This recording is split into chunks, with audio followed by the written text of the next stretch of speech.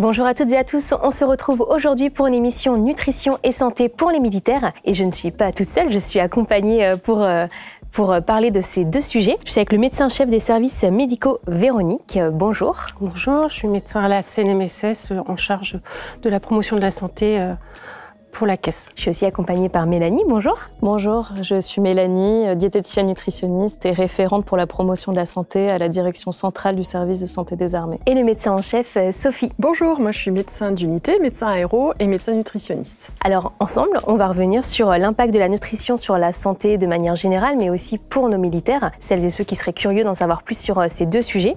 On commence tout de suite. Et justement, quel impact une nutrition inadaptée sur la santé globale est-ce qu'elle peut avoir ? Alors, on sait aujourd'hui qu'une alimentation saine, une alimentation déséquilibrée favorise la surcharge pondérale et l'obésité, qui sont eux-mêmes facteurs de maladies chroniques comme l'obésité, le diabète, les maladies cardiovasculaires, mais c'est un facteur indépendant aussi de cancer. On va parler ensemble de l'importance de la nutrition sur la santé, spécifiquement aussi pour nos militaires. Alors justement, en quoi la nutrition, elle est déterminante pour une bonne santé ? En termes de santé publique, la nutrition associe l'activité physique et une alimentation équilibrée. Et on comprend que c'est un atout majeur pour garder une bonne santé tout au long de sa vie, depuis l'enfance jusqu'au plus grand âge. L'alimentation déséquilibrée est responsable d'environ 5,4% des cancers.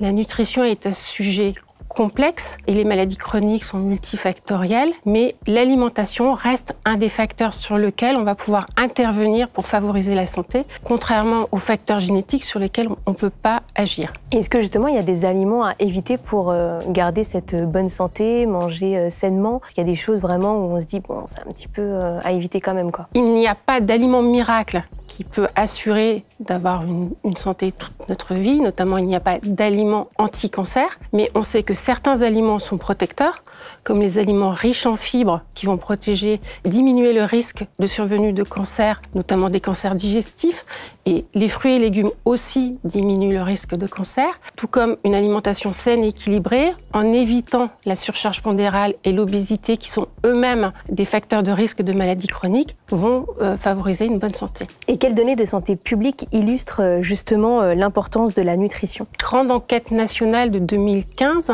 a montré qu'au niveau de la population générale, presque la moitié de la population, hommes et femmes, était en surcharge pondérale, avec, il me semble, 17% de personnes obèses. Donc c'est un vrai sujet de santé publique.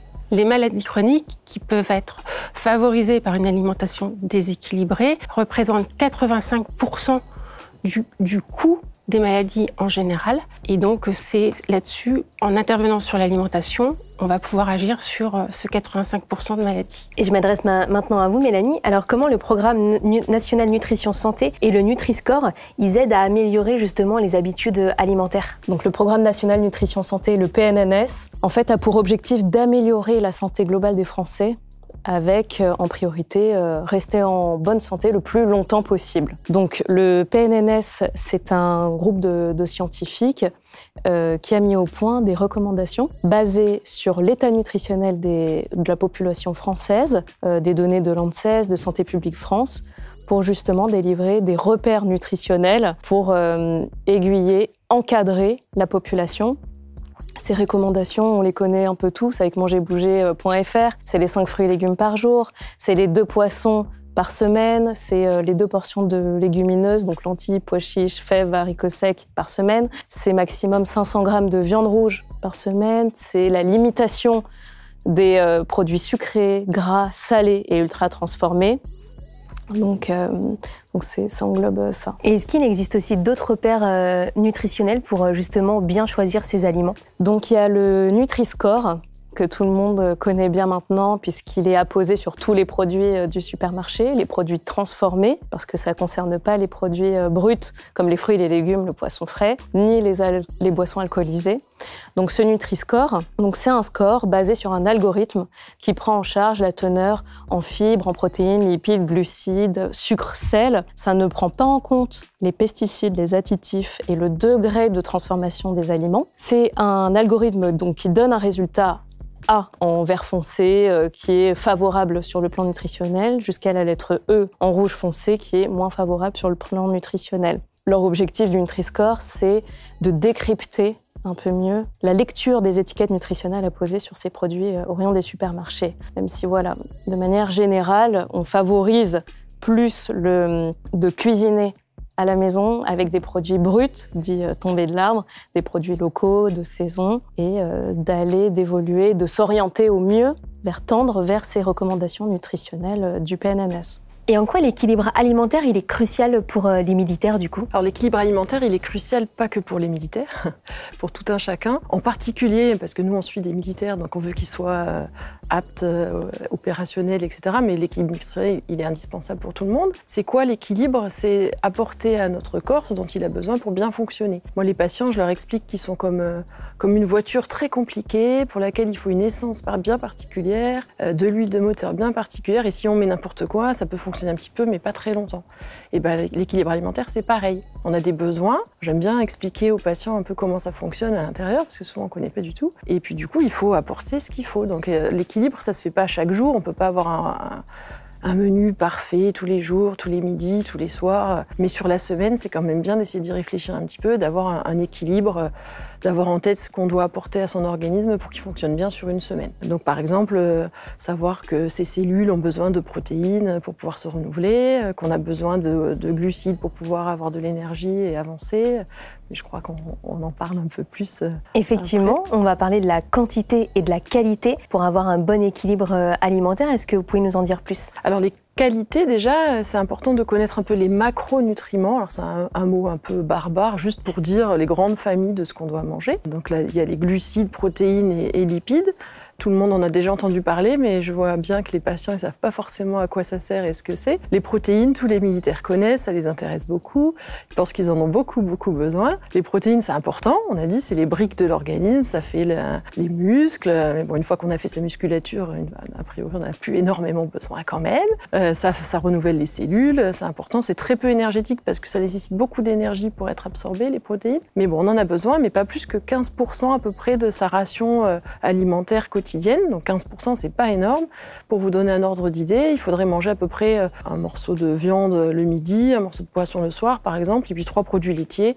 C'est déjà pas mal, ça couvre l'essentiel des besoins en protéines d'origine animale, sachant qu'on a en plus des protéines d'origine végétale apportées par l'alimentation, avec les céréales, avec certains fruits et légumes, etc. Donc ça, c'est important de savoir. Et il faut essayer d'absorber des protéines de bonne qualité nutritionnelle pour qu'elles soient bénéfiques pour l'organisme. Toutes ne se valent pas.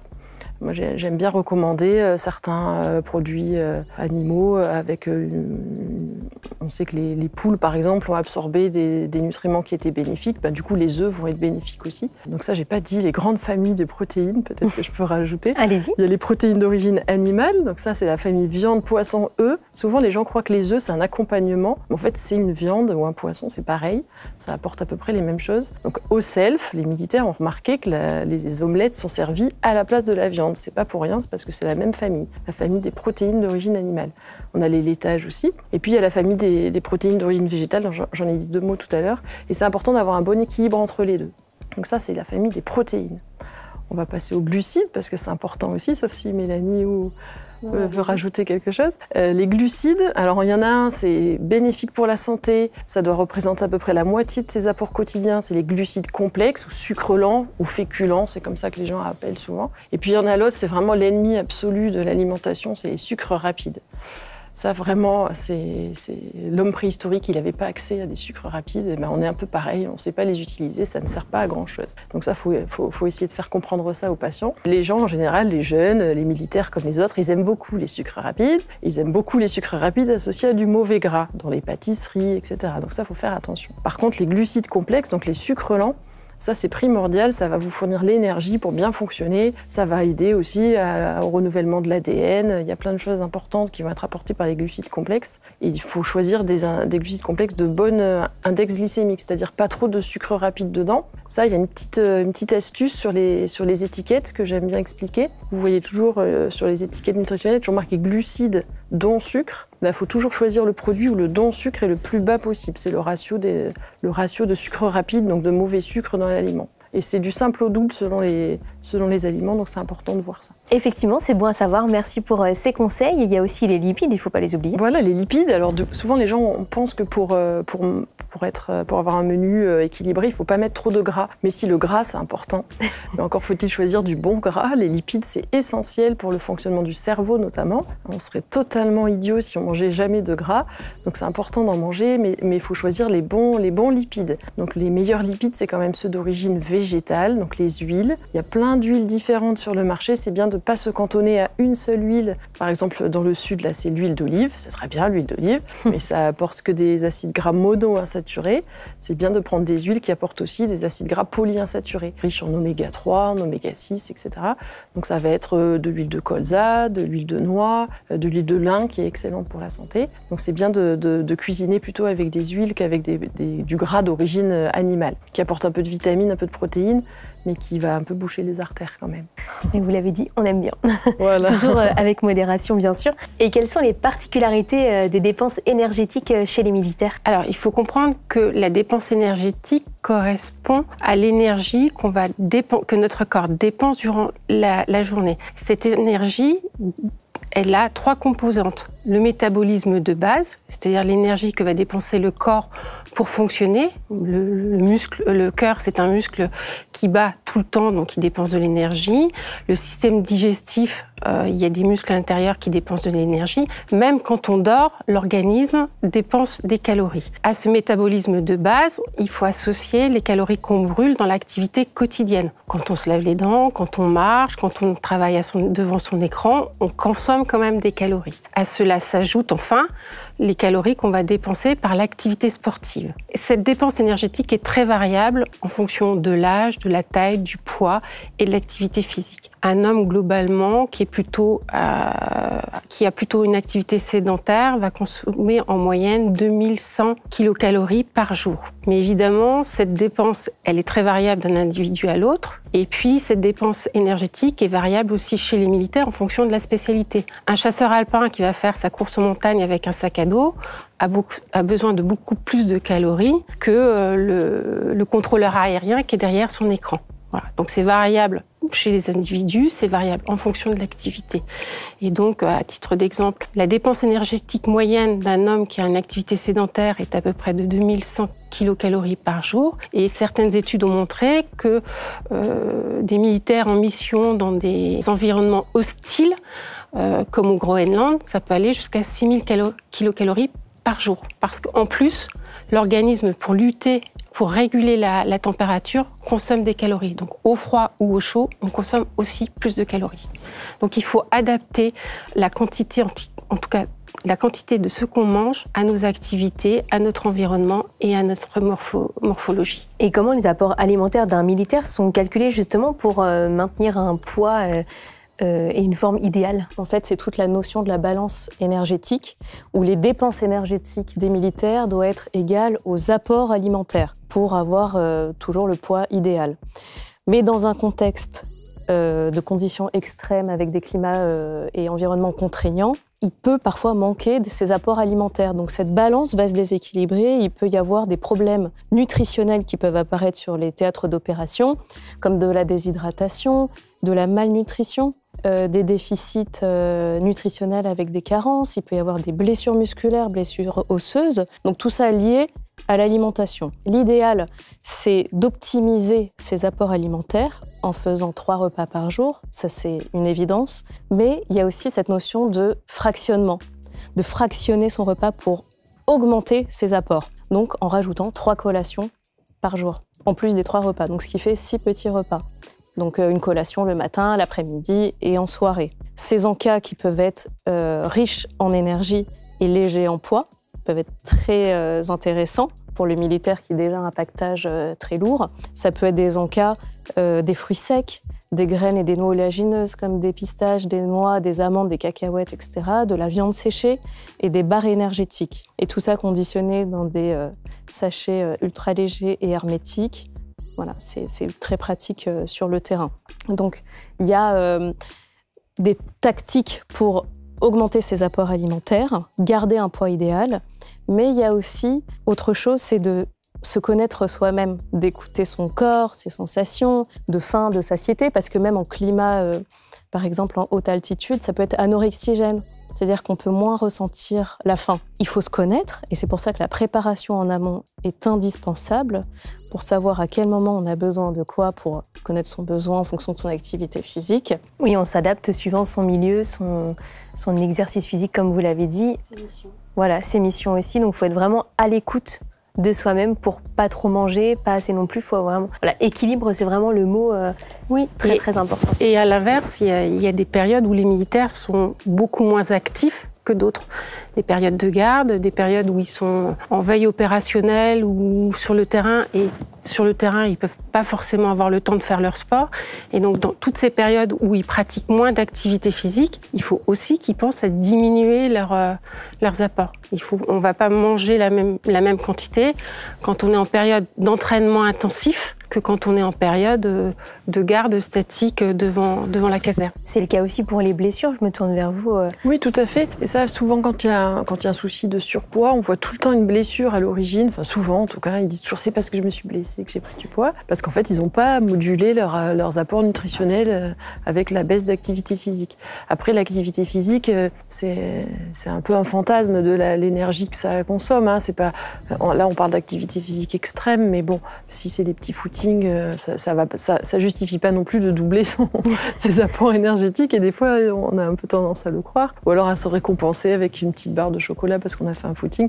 C'est une erreur. Enfin, faut rester modéré. Un footing, ça va consommer 300 calories, ça va pas consommer non plus 3000 calories, quoi. Donc, mais effectivement, quand on se blesse, derrière il faut moduler, il faut forcément baisser un petit peu ses apports. Et est-ce que vous avez justement des exemples de repas équilibrés adaptés à la vie d'un militaire? On va prendre l'exemple du self, puisque tous les militaires mangent en self le midi, puis il y en a beaucoup qui vivent en caserne, donc on va prendre cet exemple-là aussi. Déjà, ça commence par le petit déjeuner qui est essentiel. On sait que sauter le petit déj, ça peut vite être un facteur de risque de surpoids, parce qu'il manque un repas essentiel. Après, si on n'a pas l'habitude de prendre un petit déj, on ne va pas se forcer, mais c'est idéal de prendre un petit déjeuner. Comme ça, on commence la journée avec de la bonne énergie. Le mieux, c'est quand même d'avoir des sucres lents le matin, donc ce que je disais tout à l'heure, des glucides complexes, donc du pain le plus complet possible, du pain aux céréales, ou des céréales avec un don sucre le plus faible possible. Il faut regarder les paquets. Si c'est les céréales servies au self, on n'a pas trop le choix, mais c'est mieux que de manger des gâteaux, ça c'est sûr. Avec un petit laitage, c'est idéal, une petite protéine le matin, soit du laitage dans les céréales, ou un petit yaourt qui accompagne les tartines par exemple. Ça va aider à synthétiser la dopamine, et puis la dopamine, c'est l'hormone dopante, on va être en bonne forme pour toute la journée.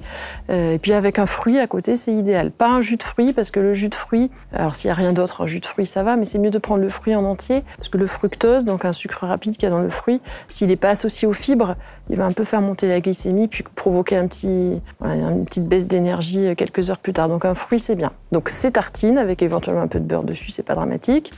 Sa boisson chaude, un fruit, et puis une petite protéine, c'est idéal. Après, c'est bien si on n'est pas en activité physique particulièrement dense et si on n'est pas dans un environnement hostile qui nécessite beaucoup d'énergie. Évidemment, il ne faut pas trop grignoter. Alors, s'il y a les collègues qui aiment les croissants, exceptionnellement, on peut prendre un petit croissant, mais faut se dire que ça doit vraiment rester l'exception quand même. Pas grignoter jusqu'au repas. Après, au repas, le gros ennemi de la nutrition au self, c'est vraiment l'entrée chaude. Ça, l'entrée chaude, le friand, la quiche, la pizza, il y a quasiment toujours une entrée chaude. Ça, c'est bien de l'éviter, on n'en a absolument pas besoin. Il vaut mieux prendre des crudités. Ça, c'est l'idéal, de prendre une bonne crudité en entrée, un gros plat de crudité. Il y a toujours un salad bar. Ensuite, faut réfléchir un petit peu à ce qu'on va... Si on a fait ses menus et qu'on sait un peu ce qu'on va manger le soir, c'est bien d'adapter le midi. Bon, si on sait que le soir, on va manger, je sais pas... un plat bien consistant, plein de féculents, du coup, il faut prendre plus de légumes à midi. Il faut essayer de réfléchir un peu comme ça, et souvent, les gens ne le font pas. Ou si on sait qu'au contraire, le soir, on a prévu un repas un peu léger, un plat de légumes, le midi, on peut manger ses féculents. On peut faire aussi moitié légumes, moitié féculents, il n'y a pas de souci. Du coup, faut choisir sa viande ou son poisson. S'il y a du poisson, profitez-en. Le poisson, c'est cher, donc le poisson, quand il est au self, il faut en profiter, il faut le consommer. Et puis, du coup, à côté, un petit peu de féculents et puis des légumes, c'est idéal. Ensuite, on va au dessert. Là, faut éviter le dessert sucré, on n'en a pas besoin. Sauf si c'est son dessert préféré absolu. On se dit, je vais le prendre, mais le reste de la semaine, on va essayer d'éviter. Et puis, c'est pas le jour où on doit aussi prendre l'entrée chaude, sinon ça fait cumul de calories, c'est pas bon. Le laitage, c'est parfait. Éventuellement le pain si on n'a pas pris trop de féculents. Et ça fait un repas à peu près correct pour le midi. Ensuite, la journée, on n'oublie pas de s'hydrater. C'est important, mais je crois qu'on en parle un peu après. Et puis le soir, on mange en fonction de ce qu'on a mangé le midi. C'est bien d'adapter un peu. On n'est pas obligé de reprendre de la viande, du poisson si on a déjà eu ses laitages et sa viande à midi. Si on aime beaucoup ça, on peut en reprendre. Et puis on reprend un peu de féculents et puis des légumes. Les légumes, il ne faut pas les oublier, c'est important. On peut même cacher des légumes dans des crumbles, des choses comme ça qui sont bons. Mais l'important, c'est vraiment de manger des légumes. Et justement, au niveau des quantités, je pense notamment au plat principal, comment est-ce qu'on arrive à adapter, à se dire, OK, il faut que je fasse tant de places de féculents dans mon assiette. Comment on peut, justement, est-ce qu'il y a des astuces pour ça? Pour ceux qui ne sont pas forcément dans les régiments, qui sont à la maison et qui veulent aussi être raisonnables au niveau des quantités. Je crois que Mélanie a une bonne astuce avec les mains. Donc en fait, quand vous servez, que ça soit aux messes, donc dans une assiette, il faut que votre assiette ressemble un peu à un peace and love.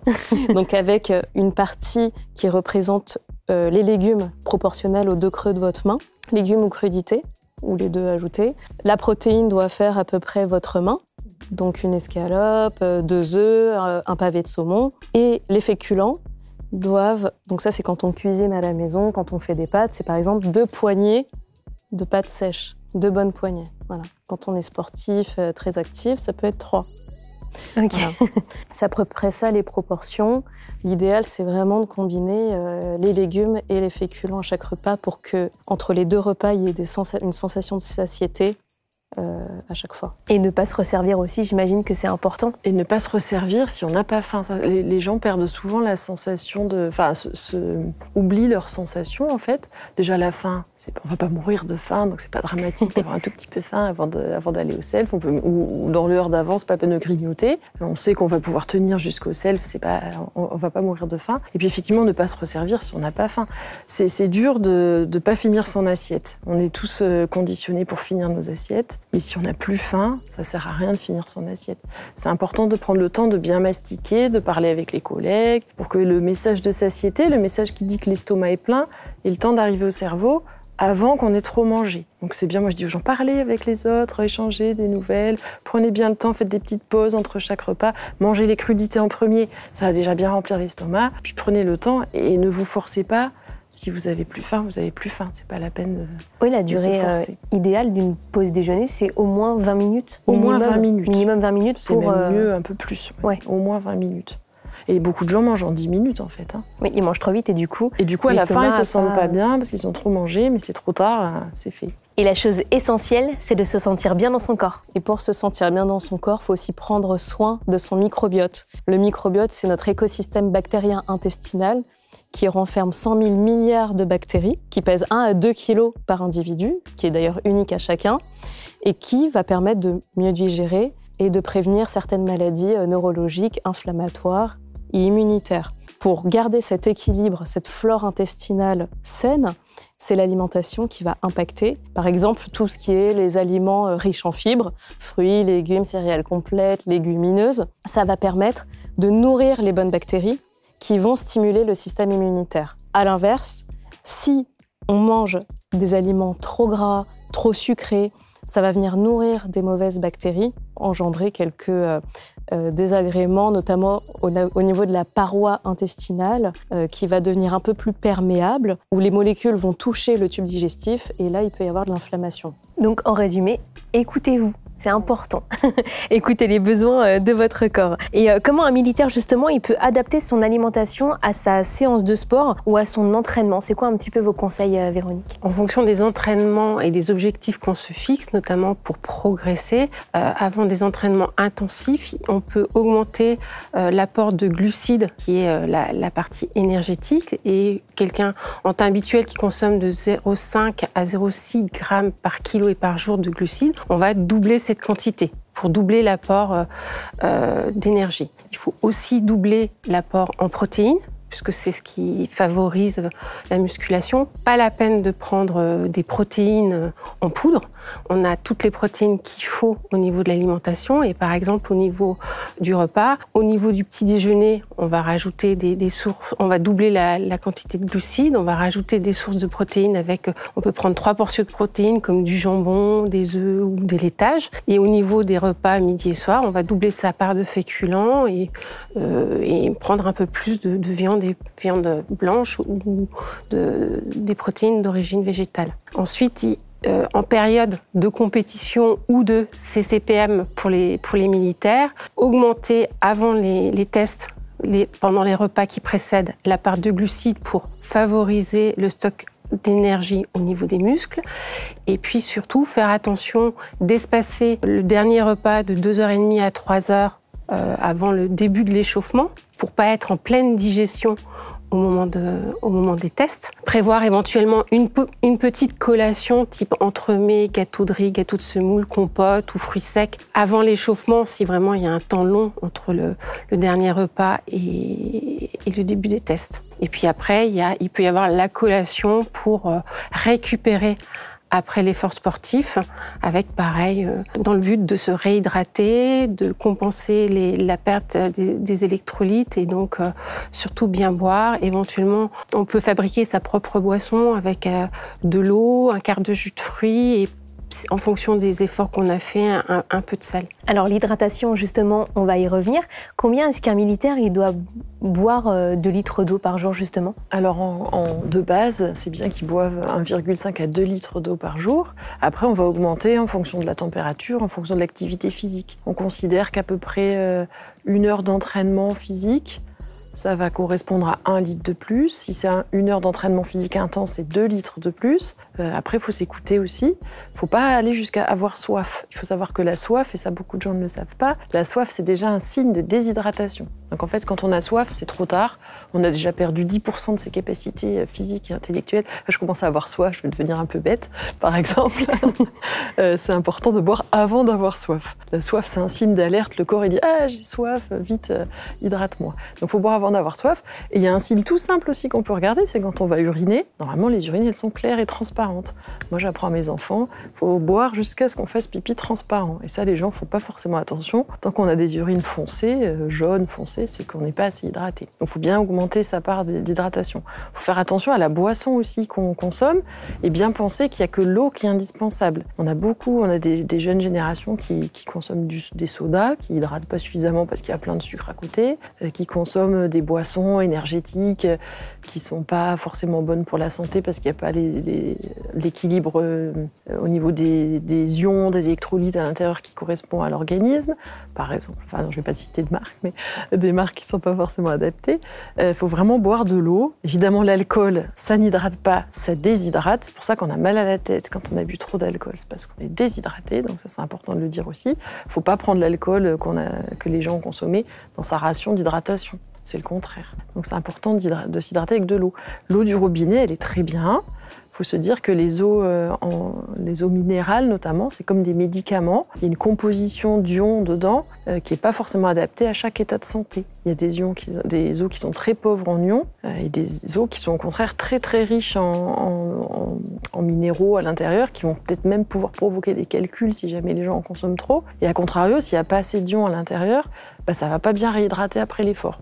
L'eau du robinet, elle est très bien, ça suffit. Et quels types de boissons sont recommandées justement pour pallier aux pertes électrolytiques? Alors il faut se dire que quelqu'un qui va beaucoup transpirer, donc typiquement en OPEX, dans les pays vraiment chauds, il va falloir non seulement qu'il boive de l'eau, mais en plus qu'il compense toutes ces pertes particulières. Maintenant, dans les rations de combat, sur certains théâtres d'opération, on rajoute des petits solutés de réhydratation orale, un peu comme quand on est malade, qui se saupoudrent dans l'eau et qui permettent de remonter en ions. Voilà, il y a le magnésium, il y a tout ce qu'il faut pour être réhydraté, à l'intérieur le sodium, etc. Un peu comme si on rajoutait du sel, on faisait cette petite mixture, comme si on le faisait de façon un peu plus artisanale avec le jus de fruits, comme expliquait Véronique.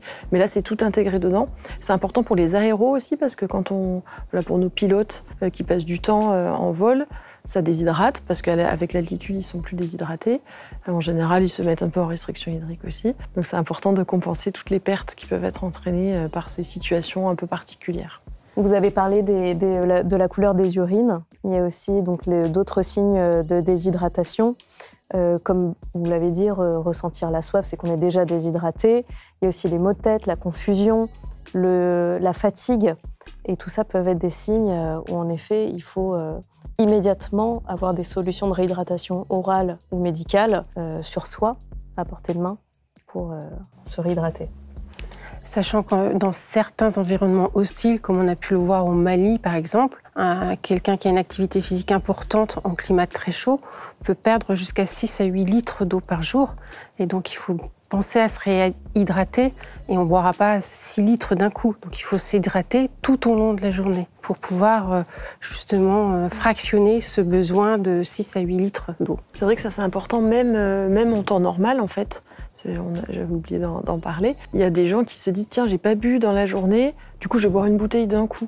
En fait, c'est contre-productif parce qu'on n'arrive pas à absorber toute cette eau dans les cellules. Donc oui, c'est important de fractionner effectivement son hydratation dans la journée, même quand on est en dehors de toute activité physique intense ou de conditions exceptionnelles comme au Mali. C'est bien de boire à peu près 1 verre d'eau par heure au minimum, et pas de boire tout d'un coup à la fin de la journée parce qu'on n'a pas assez bu. Ça serait contre-productif, on ne garderait pas bien l'eau. Donc bien fractionner, essayer de se discipliner avant d'avoir soif, de boire son verre par heure. Et quelle alimentation est-ce qu'on peut favoriser justement pour rester concentré, favoriser l'éveil? Alors toujours la même chose, en fait, le corps il a besoin de bons nutriments pour bien fonctionner. Donc si vous lui apportez des mauvais acides gras saturés, donc des mauvaises graisses, du sucre rapide, il va moins bien fonctionner, le fonctionnement va être moins optimal, notamment au niveau du cerveau. Le cerveau il a besoin des acides gras essentiels, il a besoin d'acides gras polyinsaturés. Donc là, c'est bien de manger du poisson régulièrement, du poisson gras. Le poisson gras, c'est pas forcément que le saumon. Il y a aussi le hareng, le maquereau, la sardine, qui sont des poissons moins chers, abordables et qui sont excellents pour le cerveau. Il y a tout ce qui est acides gras polyinsaturés qu'on va trouver dans les huiles. J'en ai un peu parlé tout à l'heure. Ça, c'est important aussi. On va pouvoir grignoter des petits oléagineux. Donc, Mélanie en a parlé, des amandes, des petites noix du Brésil, des choses comme ça, qui apportent aussi des choses excellentes pour le cerveau, le fonctionnement cérébral, qui vont en plus être source de micronutriments qui sont intéressantes, du zinc, du sélénium, qui vont potentialiser la concentration. C'est bien de manger des légumineuses. On en a déjà beaucoup parlé des légumineuses. Les légumineuses, c'est les lentilles, les pois chiches, les haricots blancs. C'est des aliments qui étaient beaucoup consommés à l'époque de nos grands-parents. Beaucoup moins maintenant, c'est dommage, parce que c'est des aliments qui sont pas chers, qui sont faciles à conserver, qui sont excellents pour la santé, et notamment pour le microbiote, pour le fonctionnement cérébral. Ça apporte des protéines d'origine végétale qui vont aider à bien fonctionner. Donc c'est un aliment qu'il faut privilégier dans les féculents, c'est vraiment le meilleur. Et puis on va toujours pareil des fruits, essentiellement les fruits rouges par exemple, qui vont apporter des vitamines, qui vont donner du peps, qui vont aider à fonctionner de façon optimale. Et les légumes, évidemment. On les oublie pas. Et comment s'alimenter efficacement lorsqu'on travaille de nuit? Alors il faut savoir que le système digestif fonctionne au ralenti la nuit, donc un repas trop copieux, trop riche en gras, va entraîner des troubles digestifs, une mauvaise digestion, et puis aura tendance à être stocké sous forme de graisse au niveau de l'organisme. Il est impératif donc de garder une alimentation équilibrée, de ne pas sauter de repas, de garder toujours le rythme de 3 repas par jour avec plus ou moins des collations. Et à titre d'exemple, avant de prendre sa nuit de travail, on peut faire un petit repas le soir léger, prévoir une collation chaude vers minuit, une petite collation vers la fin de la nuit, et puis après un petit déjeuner classique, un repas, voire éventuellement, si on a besoin de faire la sieste l'après-midi, une petite collation en milieu d'après-midi. Il faut éviter de se jeter sur les chips, cacahuètes, grignotages tout au long de la nuit, favoriser pour les collations plutôt un yaourt ou des fruits. Après un cycle de travail nocturne, il faut réenchaîner rapidement sur du travail diurne et plutôt se forcer à prendre son petit déjeuner, manger à midi, éventuellement faire une sieste pour récupérer la dette de sommeil et réenchaîner sur un repas le soir pour reprendre un rythme d'alimentation normal. Et attention à la caféine. La caféine, elle est peut-être excitante sur le moment, mais elle peut perturber après le sommeil durant la récupération diurne et donc aggraver la dette de sommeil. Donc un peu, mais sans excès. Et c'est pareil aussi pour la théine, ça a les mêmes effets aussi. La théine, c'est de la caféine.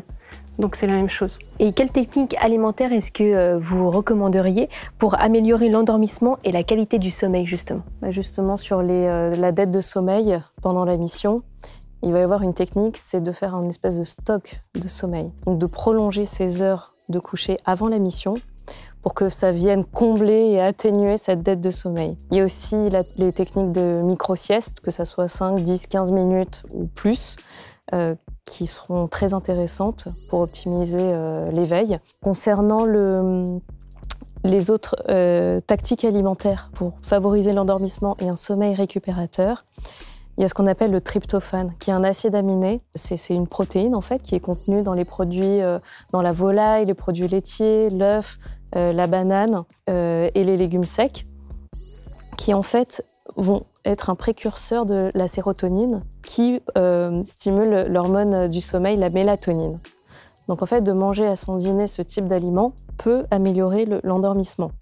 Ensuite, c'est tout ce qui est volume et qualité du repas. Si au dîner, on fait un plat de roi avec des pizzas 4 fromages, de la raclette, des aliments très fibreux qui peuvent être trop difficiles à digérer, comme aussi la viande rouge, qui a des fibres de collagène plus lentes à digérer que des protéines maigres comme la volaille ou le poisson. Tout ça, ça peut gêner l'endormissement. On peut mal se sentir et se réveiller, retarder son heure du coucher. Ensuite, lors de son dîner, c'est important de mettre des glucides complexes. Donc, c'est les féculents, pâtes, riz, quinoa, boulgour, pommes de terre, lentilles, parce que ça va éviter les réveils nocturnes à cause des hypoglycémies. Parfois, on peut se réveiller parce qu'on a faim dans la nuit.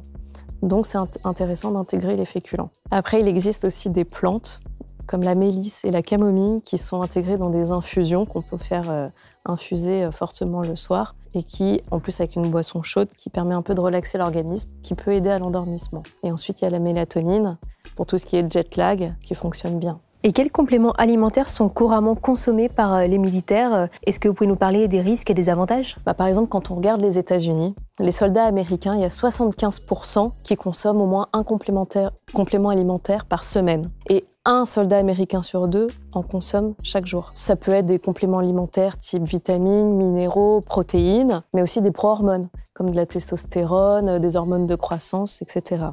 Dans quel but? Pour améliorer leur santé, avoir une meilleure force musculaire, rechercher la performance. Tous ces compléments alimentaires représentent un risque. Et notamment, là, il y a une grosse tendance qui explose aux États-Unis, c'est les smart drugs, où c'est des psychostimulants qui vont, de manière exponentielle, augmenter tout ce qui est concentration et vigilance, parce qu'ils vont stimuler tout ce qui est dopamine dans le cerveau. Ça peut être des psychostimulants naturels, comme de la caféine à libération prolongée, mais ça peut être aussi médicamenteux, comme des amphétamines, Ritaline, Adderall, etc. Tous ces composés sont extrêmement dangereux pour tout ce qui est cardiovasculaire, le foie et plein d'autres effets indésirables. Et en France, quels sont les compléments alimentaires les plus prisés? Donc vous avez surtout la whey, qui est le lactosérum, c'est la protéine rapide du lait qui est pris à la fin de l'effort pour tout ce qui est synthèse protéique. Mais en fait, avec une collation protéinée ou un repas post-effort qui est riche en protéines, il n'y a pas besoin de se supplémenter en whey. Après, vous avez tout ce qui est créatinine, BCAA, collagène, mais tous ces compléments alimentaires-là, quand on a une alimentation équilibrée, ils ne sont pas nécessaires. Et surtout que les études qui ont été faites sur ces compléments, certains sont contradictoires, certaines sont manquantes et certaines sont biaisées pour des intérêts commerciaux. Donc le plus important, c'est d'avoir une alimentation équilibrée, variée, en fonction de ses besoins, de ses préférences alimentaires, de ses aversions et de son activité physique. Oui, pour les protéines, je rebondis dessus parce que c'est vrai que c'est ce qui est le plus consommé par les militaires. Il ne faut pas se dire que c'est une solution miracle de consommer de la poudre de protéines. C'est dommage parce qu'on trouve tout ce qu'il faut dans notre alimentation, donc ils perdent de l'argent pour rien. Moi, c'est mon sentiment. Et en plus, ils se surdosent en protéines, du coup c'est dangereux même pour le rein. Puisqu'on a vu, j'ai dit tout à l'heure, 15% de l'alimentation seulement, ça doit être des protéines. Même pour un sportif de très haut niveau, je crois que c'est 3,5 grammes par kilo de protéines par jour pour un sportif de très haut niveau. Donc rien que l'alimentation suffit à couvrir ces besoins-là. Tout ce qui est en excès, ça force le rein à les éliminer. Et du coup, nous, on trouve des protéines dans les bandelettes urinaires. C'est pas normal, on ne devrait pas forcer le rein à éliminer les protéines. Et ça abîme le rein petit à petit. Donc c'est pas l'ennemi absolu, mais c'est juste inutile. Et consommé en trop grande quantité, ça peut abîmer en plus le système rénal, quoi. Vous faites partie de la CNMSS, Véronique. Est-ce que vous pouvez justement nous expliquer ce qui est mis en place pour la nutrition et la santé? Alors, le service prévention, éducation et accompagnement santé de la CNMSS mène des actions de prévention et de promotion sur la nutrition. Et à ce titre, nous finançons des stands au profit de nos assurés et des militaires. Nous finançons aussi des ateliers cuisine pour apprendre à confectionner des menus équilibrés. Nous avons aussi démarché des diététiciennes qui vont faire des bilans personnalisés sur rendez-vous aux personnes lors des vacances dans les centres de vacances IGESA ou maison de la fondation de la maison de la gendarmerie. Nous avons des stands animés sur des thèmes de la nutrition. Voilà, nous sommes présents sur ce thème au profit des militaires, mais aussi des familles et des retraités. Et où est-ce que l'on peut retrouver justement toutes ces informations? Alors essentiellement sur le site internet mangerbouger.fr qui reprend toutes les recommandations du PNNS avec les conseils sur l'alimentation et l'activité physique. Et puis, sur le site de la CNMSS, cnmss.fr, vous pouvez trouver aussi des tas d'informations sur la nutrition et le sport santé. Eh bien, merci Véronique, Mélanie et Sophie d'avoir été avec nous, d'avoir suivi vous aussi cette belle émission. Et à très bientôt. Avec plaisir. Merci, à bientôt.